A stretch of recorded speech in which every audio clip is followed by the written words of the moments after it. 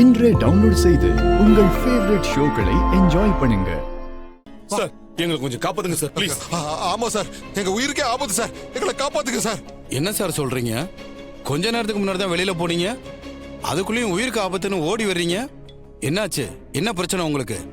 Sir, நாங்க தப்பு பண்ணிருக்கோம். கோவில்ல பாம்பு வச்சது அந்த சண்முகம் இல்ல, நாங்க தான்.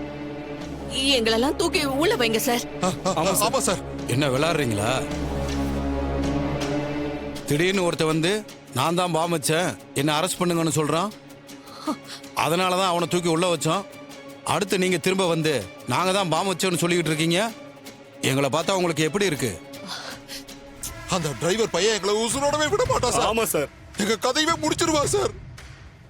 சார், உள்ள இருந்தா தான் சார் எங்க உசுருக்கே பாதுகாப்பு. நீங்க இதை போலீஸ் ஸ்டேஷன் நினைச்சீங்களா? என்ன நினைச்சுக்கிட்டு இருக்கீங்க? உங்க இஷ்டத்துக்கு வந்துட்டு போறதுக்கு இது ஒண்ணும் உங்க வீடு கிடையாது. சும்மா கடுப்பேத்தாம இங்க இருந்து கிளம்புங்க.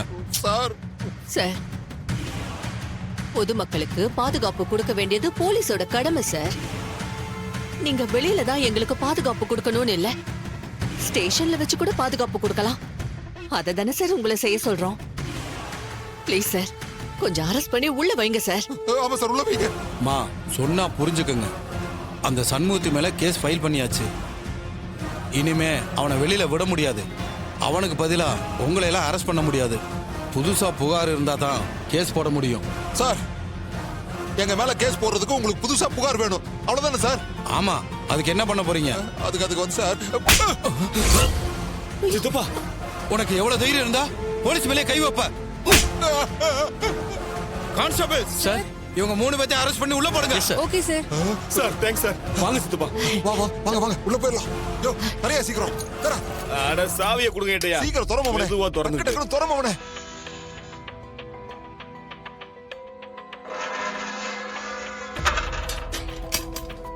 மௌனே, போ உள்ள போ மௌனே. யோ, நீ போயா.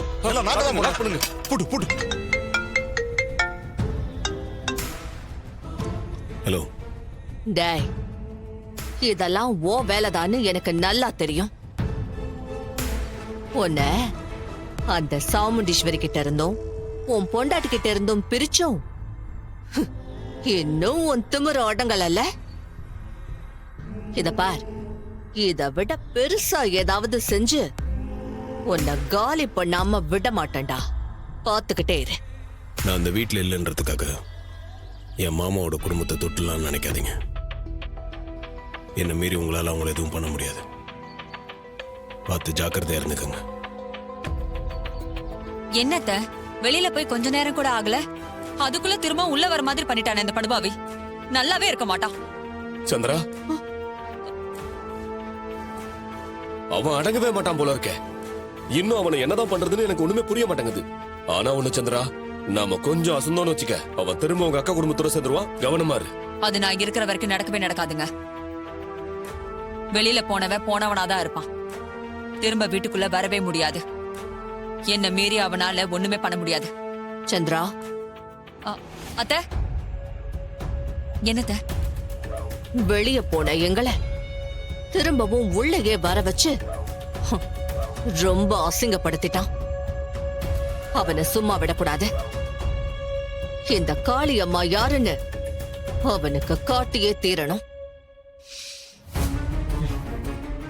நான் சொல்றபடி செய். சொல்லுங்க அத்த, என்ன செய்யணும்?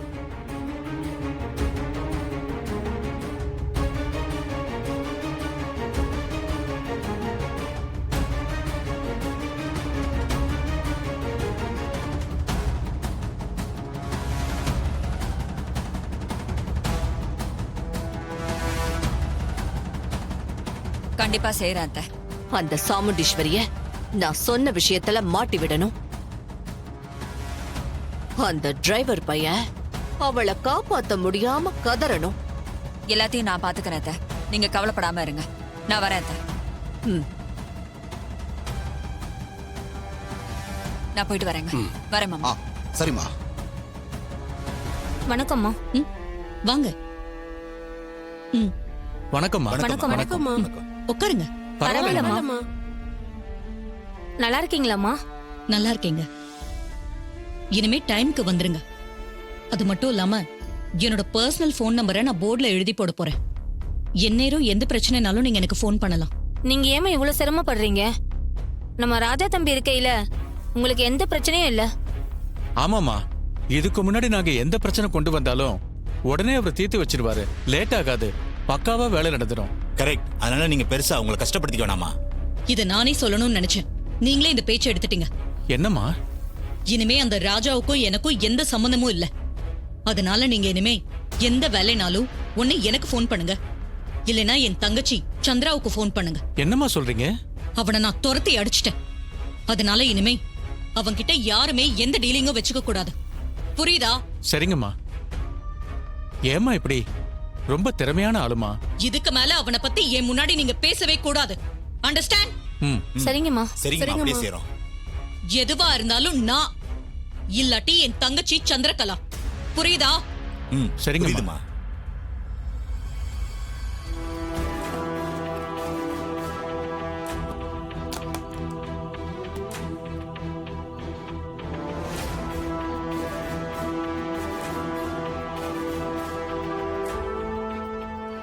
என்ன மேடம் இது? இது பாக்குறதுக்கு சாக்லேட் மாதிரியே தெரியும், ஆனா இது பியூர் கோல்ட் காயின், சாக்லேட் கிடையாது. ஓ, எல்லாம் கோல்டா? உங்க ஸ்வீட் பாக்ஸ் கொடுங்க.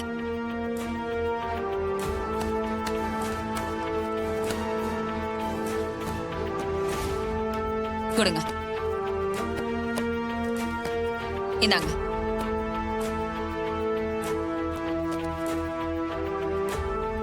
ஓகே மேடம், இப்போ நாங்க என்ன செய்யணும்? ரொம்ப சிம்பிள்.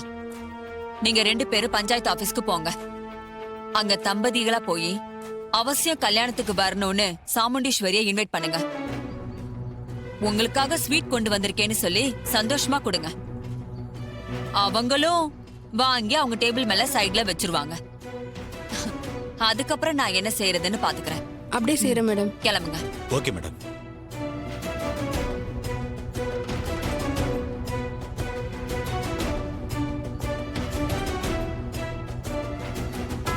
அக்கா, என்ன மன்னிச்சிரு. இதுல நான் உன்னை ஜெயிச்சே ஆகணும். அதுக்காக நான் எந்த எல்லைக்கு வேணாலும் போக தயாரா இருக்கேன்.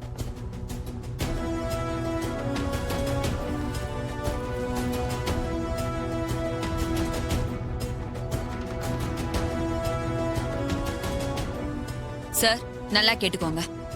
பஞ்சாயத்து சேர்மன் பானுமதி கிட்ட வேலை கேட்டு ஒரு ஹஸ்பண்ட் அண்ட் ஒய்ஃப் போறாங்க. அவங்க கிட்ட வேலைக்காக சாமுண்டீஸ்வரி லஞ்சம் வாங்குறாங்க. அதுவும் பணமா வாங்கினா மாட்டிக்குவோன்னு கோல்ட் காயினா வாங்குறாங்க. உடனே போனீங்கன்னா கையும் களவுமா பிடிச்சிடலாம். அதெல்லாம் எதுக்கு உங்களுக்கு? இன்ஃபர்மேஷன் கொடுத்தாச்சு, உங்க டியூட்டியை செய்யுங்க.